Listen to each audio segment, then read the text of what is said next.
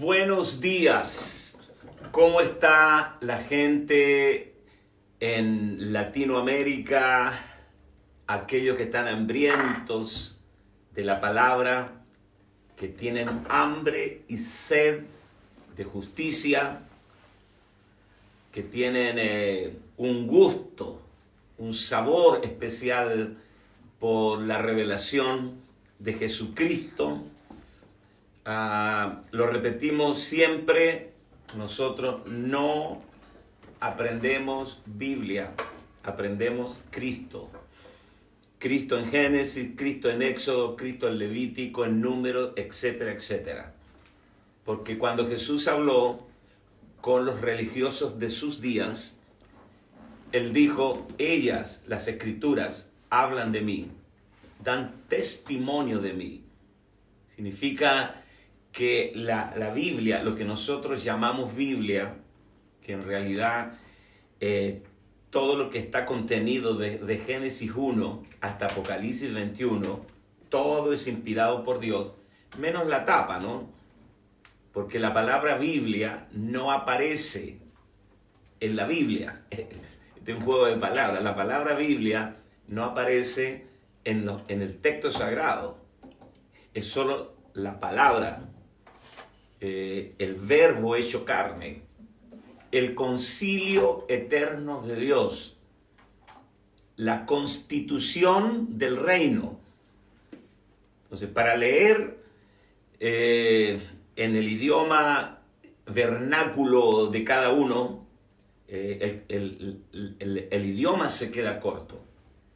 Por eso no podemos en el espíritu permitir que el idioma, que las traducciones, incluso que la doctrina o la sana doctrina nos impida tocar a Cristo. Escudriñar la palabra requiere la asistencia del Espíritu Santo. El hombre natural no entiende las cosas del Espíritu, porque para eso es locura, porque se han de discernir espiritualmente. Todos nosotros, cuando somos expuestos a la palabra de Dios, necesitamos ser socorridos. Necesitamos que Dios nos rescate de nuestra condición natural de oír y que podamos oír en el Espíritu. Y es probable que alguien se conecte a esta escuela de Nuevo Pacto para debatir, discutir, para disentir. No estamos molestos con esto, cotéjalo con la palabra. La gente también venía a escuchar a Jesús y decían, ¿por qué tenemos que escuchar a este carpintero? Conocemos a su mamá, a sus hermanos, ¿por qué tenemos que oírlo? Porque cuando tú crees que lo que tienes es mejor que lo que estás escuchando, ya no estás escuchando. Otra vez, cuando tú crees que lo que tienes es mejor que lo que estás escuchando, ya no estás escuchando. Todo lo que sabemos es porque lo hemos aprendido. Aprender y aprender. Y todo lo que hemos aprendido no es todo lo que hay para saber. Hay mucho más. Con Dios no hay una estación terminal. Con Dios cada final es un nuevo comienzo. Por lo tanto, nunca podemos decir que llegamos. El apóstol Pablo, que escribió 14 epístolas, más de la mitad del Nuevo Testamento, él dijo, no que lo haya alcanzado ya, ni que ya sea perfecto, sino que prosigo para ver si logro asir aquello para lo cual también yo fui asido por Cristo Jesús. Así que les invito a orar, les invito a inhalar a Dios, recibirlo como nuestra sabiduría, que Él sea el mentor, el Espíritu Santo, el que Él nos enseñe todas las cosas, que nuestra mente limitada y improntada por todas las culturas, como el camino, la orilla del camino, dice que los que oyen la palabra y no la entienden, viene el malo y arrebata lo que fue sembrado. Estos son los que fueron sembrados a la orilla del camino. La orilla del camino no es ni el camino ni el sembrado, es la orilla. Un surco donde la gente transita, donde la tierra está apelmazada y la semilla no puede penetrar y por lo tanto no germina. Entonces ese camino transitado en nuestra mente, porque ahí han transitado los maestros de nuestras escuelas, la cultura de nuestros padres, la cultura del barrio, la filosofía, lo que hemos leído así de modo autodidacta, todos los pensamientos y las líneas de pensamiento que han transitado por nuestra mente, hacen que también la mente esté apelmazada. Por eso necesitamos que Dios vaya directamente al disco duro, al archivo, al espíritu. Y desde allí podamos como niños rendirnos, oír. Por la fe vamos a entender lo que la mente no va a entender. Nosotros somos como un reloj de arena, ¿no?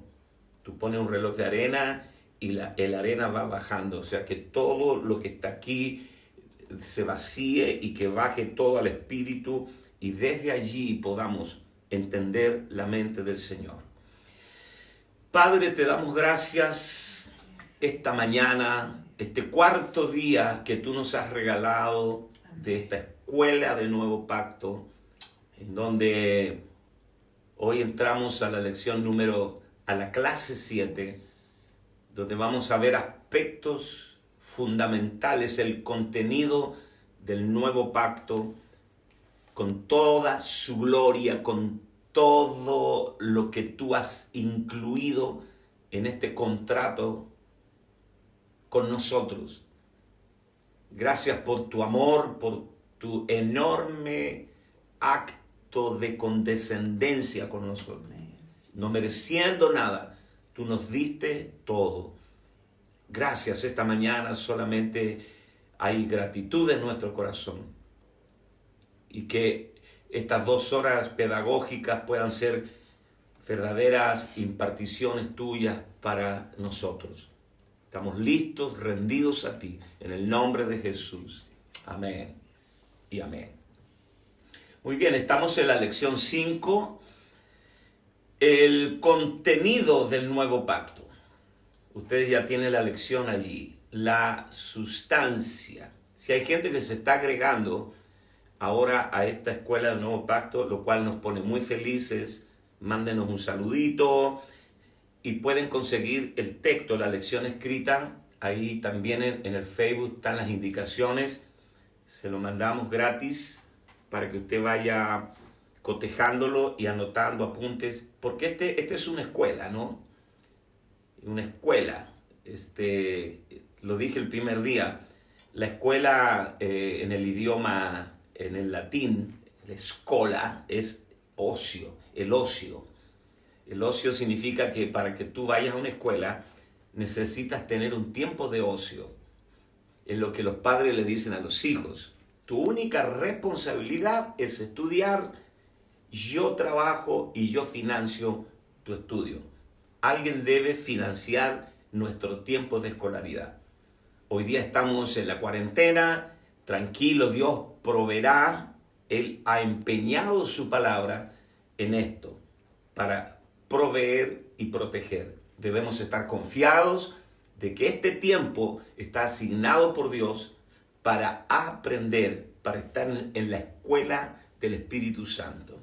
Si todo está bien, vamos a leer algunos pasajes de las Escrituras, la sustancia, el contenido, ¿no? El elemento constitutivo del nuevo pacto.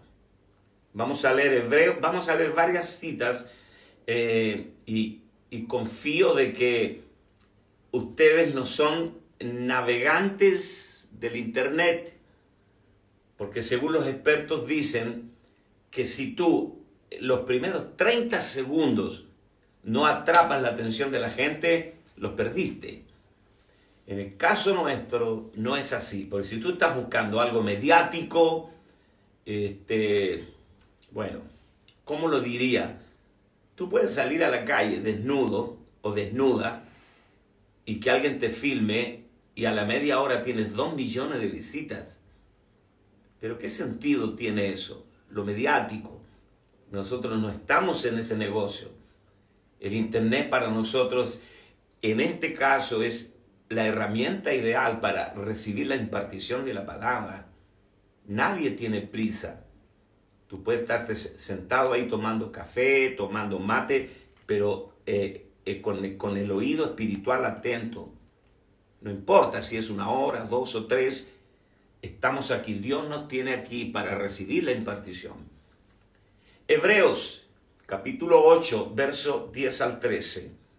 Por lo cual, este es el pacto que haré con la casa de Israel. Luego voy a explicar eso de Israel y Judá. Después de aquellos días, dice el Señor, pondré mis leyes en la mente de ellos y sobre su corazón las escribiré. Y seré a ellos por Dios y ellos me serán a mí por pueblo. Y ninguno enseñará a su prójimo, ni ninguno a su compañero o a su hermano, diciendo, conoce al Señor, porque todos me conocerán. El oída, desde el menor hasta el mayor de ellos, porque seré propicio a sus injusticias. Y nunca más me acordaré de eso. Esto es una buena noticia, ¿no? Nunca más me acordaré de sus pecados y de sus iniquidades. Al decir nuevo pacto, ha dado por viejo el primero. Y lo que se da por viejo y se envejece, envejecer significa algo decrépito, que perdió el vigor, la fuerza, que las facultades normales están totalmente disminuidas, está próximo a desaparecer. Hebreos capítulo 10, verso 16-17. Este es el pacto que haré con ellos después de aquellos días, dice el Señor. Pondré mis leyes en sus corazones y en sus mentes las escribiré. Y añade, y nunca más me acordaré de sus pecados y transgresiones. ¿De dónde tomó el escritor de Hebreos estos textos, por cierto, del Antiguo Testamento? Recuerden que el Antiguo Testamento era la Biblia de Jesús. Cuando Jesús dice escrito está citando el Antiguo Testamento. Cuando Pablo dice toda la escritura es inspirada, la exhalación de Dios, está citando el Antiguo Testamento. Así que tenemos que ahora releer el Antiguo Testamento sin el velo puesto. Como dice Pablo, hasta el día de hoy los judíos cuando leen a Moisés, el velo está puesto. Pero nosotros no tenemos el velo de la ley para leer el Antiguo Testamento, donde se encuentra incluido el Nuevo Pacto. Jeremías, capítulo 31, verso 33 al 34. Mas este es el pacto que haré con la casa de Israel después de aquellos días, dice Jehová. Daré mi ley en sus entrañas y la escribiré en sus corazones. Y seré yo a ellos por Dios, y ellos me serán por pueblo. Y no enseñará más ninguno a su prójimo, ni ninguno a su hermano, diciendo, conoce a Jehová, porque todos me conocerán, desde el más pequeño de ellos hasta el más grande, dice Jehová, porque perdonaré la maldad de ellos y no me acordaré más de sus pecados. Ezequiel, capítulo 36, verso 25 al 28. Comienza diciendo algo hermoso. Dice, esparciré sobre vosotros agua limpia y seréis limpiados de todas vuestras inmundicias y de todos vuestros ídolos os limpiaré y os daré corazón nuevo y pondré espíritu nuevo dentro de vosotros y quitaré de vuestra carne el corazón de piedra duro y os daré un corazón de carne sensible y pondré dentro de vosotros mi espíritu y haré que andéis en mis mandamientos y guardéis mis derechos y los pongáis por obra. Yo haré, también vamos a entrar en eso un poquito más adelante, y los pongáis por obra y habitaréis en la tierra que di a vuestros padres, y vosotros me seréis por pueblo y yo seré a vosotros por Dios. Estos son los pasajes más relevantes, más importantes que encontramos en el Antiguo Testamento de modo explícito con respecto a este nuevo pacto. Segunda de Corintios capítulo 3, verso 6. Ya les dije, esto es una escuela. Más vale que tengan una Biblia al lado, una hoja que estén anotando. No tienen excusa. Segunda de Corintios capítulo 3, verso 6. El cual asimismo nos hizo ministros competentes de un nuevo pacto, no de la letra, sino del espíritu, porque la letra, la ley, mata, más el espíritu vivifica. Pablo está ya hablando aquí no a judíos, sino a una iglesia cosmopolita, compuesta de judíos y gentiles, los que no son judíos según la carne. En Hebreos capítulo 10, verso 1 y 2, dice que la ley, teniendo la sombra de los bienes venideros, no la imagen misma de las cosas. O sea, la ley carece de sustancia, es solo la sombra de los bienes venideros, de aquellos que ya nosotros disfrutamos. No habitamos en la sombra, habitamos en la sustancia. Nosotros ya hemos entrado en plena posesión de estos bienes venideros. No la imagen misma de las cosas nunca puede, por los mismos sacrificios que se ofrecen continuamente cada año, hacer perfectos a los que a él se acercan. De otra manera, cesarían de ofrecerse, pues los que tributan este culto limpios una vez no tendrían ya más conciencia del pecado. Pablo dice, ¿cuál es la razón de que se siguen haciendo sacrificios? Porque si el sacrificio fuera definitivo y quitara la conciencia del pecado, ¿qué sentido tiene de que se sigan ofreciendo sacrificios? Pero la ley, el viejo culto, se queda corto porque no puede resolver el problema del pecado. Y aquí voy a decir algo radical. La ley no nos fue dada para ayudarnos. Punto. La ley fue dada para dejarnos ver nuestra completa ineptitud. Y después les voy a hablar de las 4 posiciones frente a la ley en algún momento.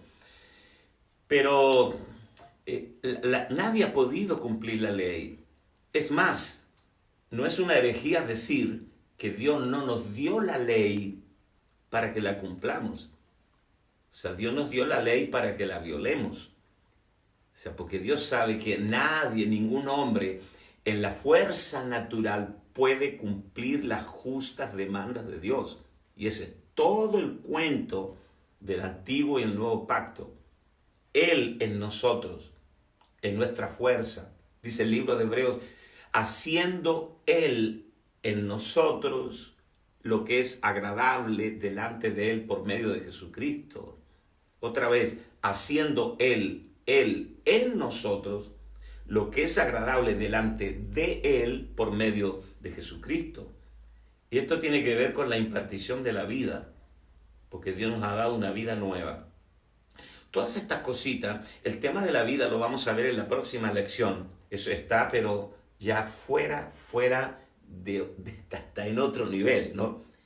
Que nosotros somos portadores de la vida de Dios. Pero ya llegaremos a eso. No quiero apresurarme. Miren, el síndrome de los Gálatas. Los Gálatas volvieron atrás. A los Gálatas le pareció una cosa inverosímil, que todo era por gracia, que todo lo hacía el Señor, y volvieron a los rudimentos de la ley. Por eso Pablo les escribe, y les voy a leer el capítulo 3 de Gálatas, porque necesito entrar en las glorias del nuevo pacto mostrando como telón de fondo, para que tú veas como telón de fondo estas cosas que le sucedieron a los Gálatas y por qué la Biblia registra estos asuntos para nosotros. Oh Gálatas insensatos, estoy en el capítulo 3. ¿Quién os fascinó para no obedecer a la verdad? A vosotros, ante cuyos ojos Jesucristo fue ya presentado claramente entre vosotros como crucificado. Esto solo quiero saber de vosotros. Pregunta: ¿recibisteis el Espíritu por las obras de la ley o por el oír con fe? Tan necios sois.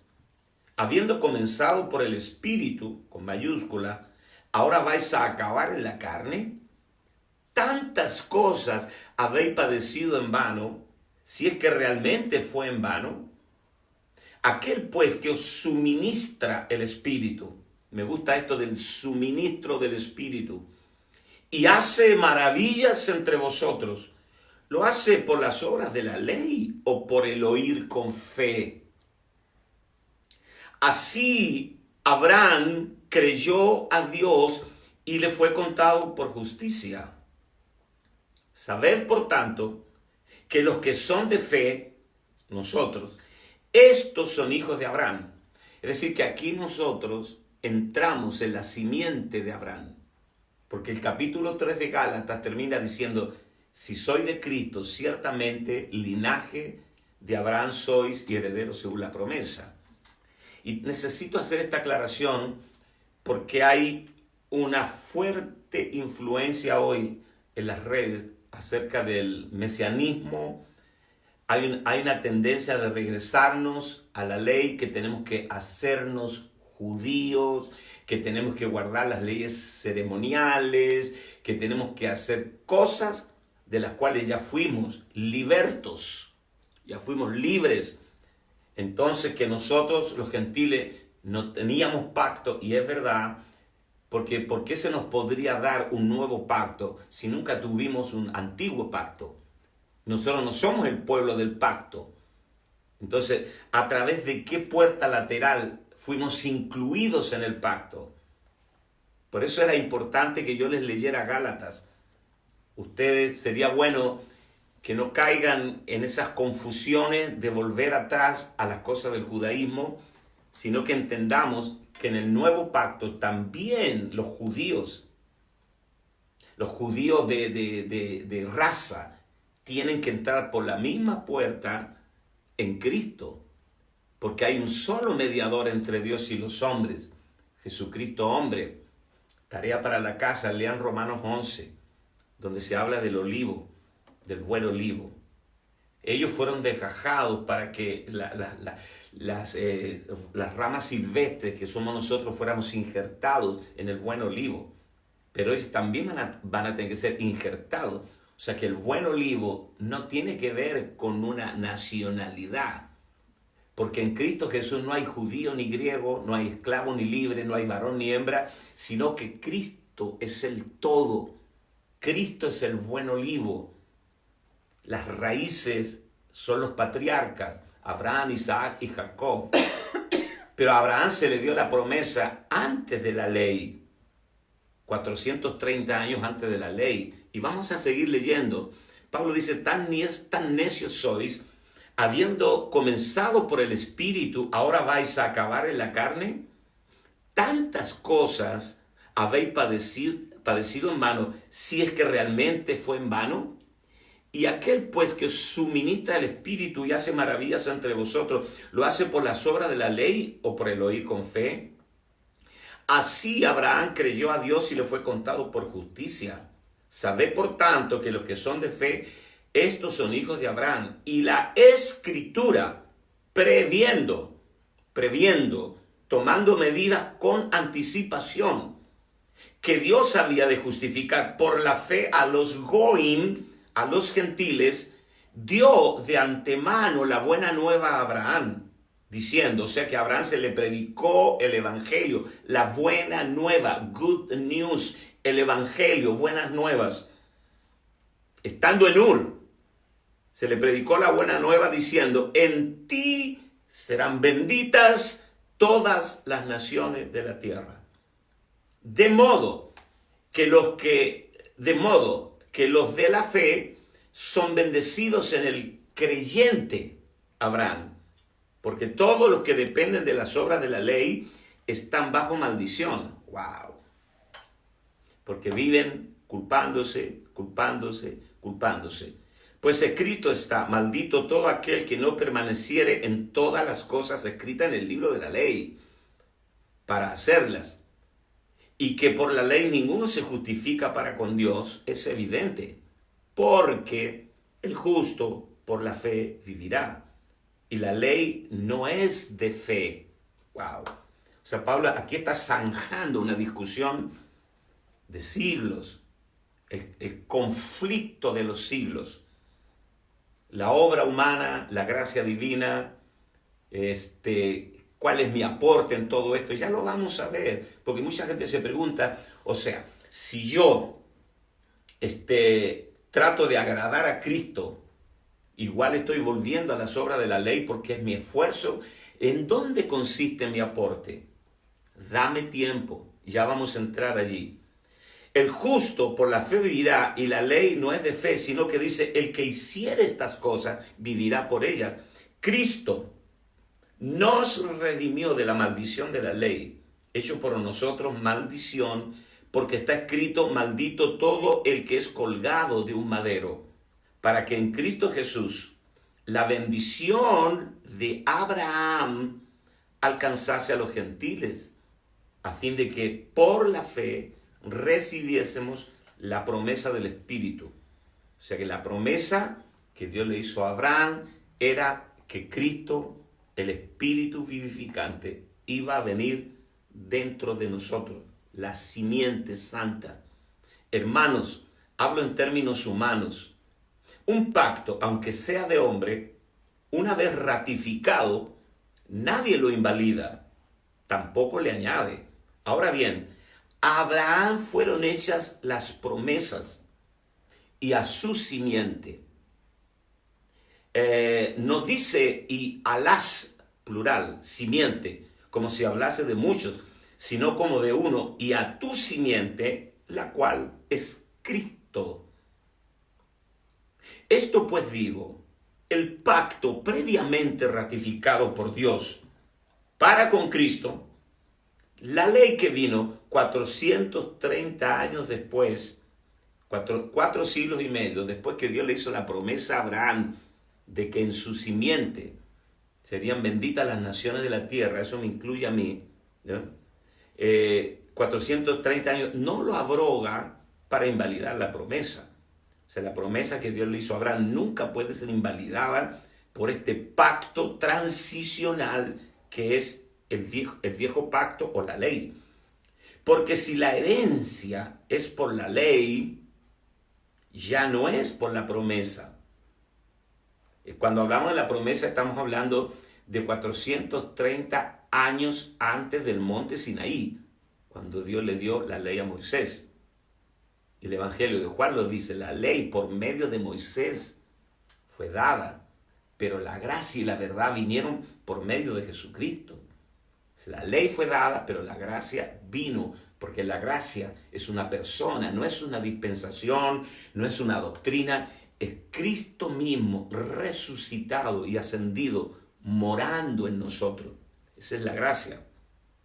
Entonces esto digo, pues hermano, el pacto previamente ratificado por Dios para con Cristo, la ley que vino 430 años después no lo abroga para invalidar la promesa, porque si la herencia es por la ley, ya no es por la promesa. Pero Dios la concedió a Abraham mediante la promesa. Entonces, pregunta Pablo, esta es la pregunta del millón. Entonces, ¿para qué sirve la ley? ¿O para qué cuernos Dios nos dio la ley? Para complicarnos la vida. Fue añadida a causa de las continuas transgresiones. O sea, la ley fue un medio de protección para la humanidad antes que viniera el cumplimiento de la promesa, que es Cristo. Porque había un tiempo O sea, el Señor no vino cuando quiso, hubo un tiempo, ¿no? Cuando vino el cumplimiento del tiempo, Dios envió a su Hijo, nacido de mujer y nacido bajo la ley. Entonces, ¿para qué sirve la ley? Fue añadida a causa de las transgresiones. La ley es el redil donde las ovejas fueron encerradas. Pero el mismo que encerró las ovejas y cerró la puerta, también abrió la puerta del redil para que salgan y coman pastos, porque ya estaba el pasto de la gracia. Entonces, ¿para qué sirve la ley? Fue añadida a causa de las transgresiones, hasta que viniese la simiente a quien fue hecha la promesa, y fue ordenada por medio de ángeles en manos de un mediador. Y el mediador no lo es de uno solo, pero Dios es uno. Luego la ley es contraria a las promesas de Dios. Bueno, en ninguna manera, porque si la ley dada pudiera vivificar, la justicia fuera verdaderamente por la ley. O sea, la ley no te puede ayudar, la ley no te transfiere vida. La ley solo impone demandas sobre ti, pero no te ayuda. La justicia fuera verdaderamente por la ley, más la Escritura lo encerró todo bajo pecado, para que la promesa, que es por la fe en Jesucristo, fuese dada a los creyentes. Pero antes que viniese la fe, ya estoy terminando, estábamos confinados bajo la ley, encerrados en este redil, para aquella fe que iba a ser revelada. De manera que la ley ha sido nuestro ayo para llevarnos a Cristo. La ley es un empleado de Dios para traernos a Cristo, a fin de que fuésemos justificados por la fe. Pero venida la fe, ya no estamos bajo ayo, pues todos sois hijos de Dios por la fe en Cristo Jesús. Porque todos los que habéis sido bautizados en Cristo, de Cristo estáis revestidos. Ya no hay judío ni griego, no hay esclavo ni libre, no hay varón ni mujer, porque todos vosotros sois uno en Cristo Jesús. Y si vosotros sois de Cristo, ciertamente el linaje de Abraham sois y herederos según la promesa. Muy bien, toda esta previa que hemos compartido es para poder entrar en estas riquezas de Cristo y ver algunos aspectos importantes del contenido del nuevo pacto. El nuevo pacto es el pacto eterno. El pacto eterno no está basado en cosas humanas, sino en el poder de una vida indestructible. Las próximas clases vamos a hablar mucho de esta vida que ya portamos, que es la quinta esencia, el sumum, como sería el contenido fundamental de todo el nuevo pacto, la vida Zoe, Cristo en nosotros, morando y siendo nuestra fuerza, nuestra capacidad, nuestra solvencia. Pablo dice, mi competencia viene de arriba. He trabajado más que todos, pero no yo, la gracia de Dios en mí. Pero esto tiene que bajar de aquí, acá, como la máquina de teléfonos antiguas, que tú le echabas la moneda y marcabas el número.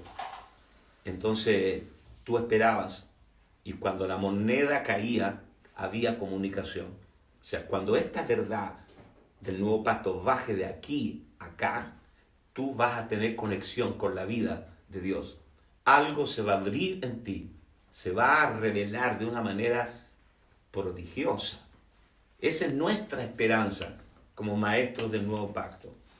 Entonces, todos estos pasajes que hemos leído hablan de 5 acciones cruciales que Dios ejecuta con el hombre. Están en tu lección. Número 1, limpiarnos con agua limpia. Esta es la palabra. Esta es la palabra que limpia. Jesús dijo a sus discípulos, ya vosotros estáis limpios por la palabra que yo os he hablado. Entonces la palabra es el detergente, ¿no?, que limpia. Número 2, darnos un corazón nuevo. Eso fue lo que se prometió en el nuevo pacto. El nuestro ya está viejo. En el hebreo, la palabra corazón es lev. Lev. No LED, como las pantallas LED, sino lev, con V de bueno, ¿no? Lev. Y en el griego es cardia. La Biblia no habla acerca del corazón como en un sentido biológico, sino psicológico. Y lo define como la fuente de toda la actividad mental y moral del hombre, ya sea esta racional o emocional. De nuevo, en un sentido psicológico, la Biblia lo define como la fuente de toda la actividad mental y moral del hombre, ya sea esta racional o emocional. La tercera cosa que nos da Dios en el nuevo pacto es un espíritu nuevo. Es neuma, el neuma, ¿no? De ahí viene la palabra neumático, porque es el soplo, el espíritu. O sea, nosotros somos seres neumáticos, somos espirituales, pero nuestro espíritu estaba muerto. Estábamos muertos. Y yo sé que nos cuesta aceptar eso. Tú no sentarías a un muerto en tu mesa, tampoco Dios quería tenerte en su presencia. Nosotros estábamos muertos en delitos y en pecados, y Él nos dio vida juntamente con Cristo. Por gracia sois salvos. Entonces, este espíritu estaba muerto a todos los asuntos de Dios. No percibía, no entendía, no captaba nada, muerto.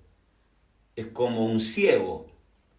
Tiene ojos, pero sus ojos están muertos a los paisajes, a los colores, a las montañas, a los lagos, el rostro de sus seres queridos.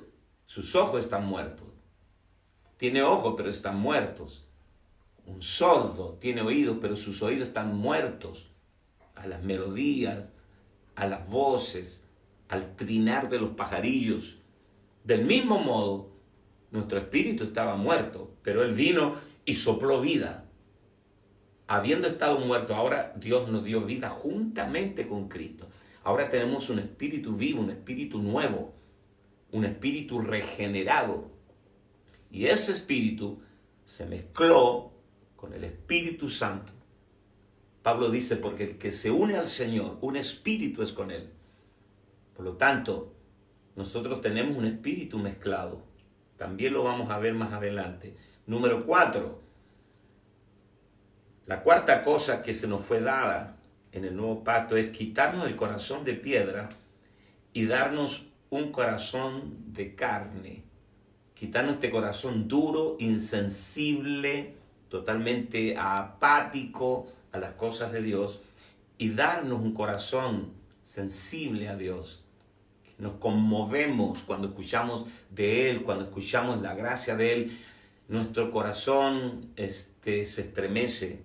Número 5, poner el Espíritu de Dios dentro de nosotros.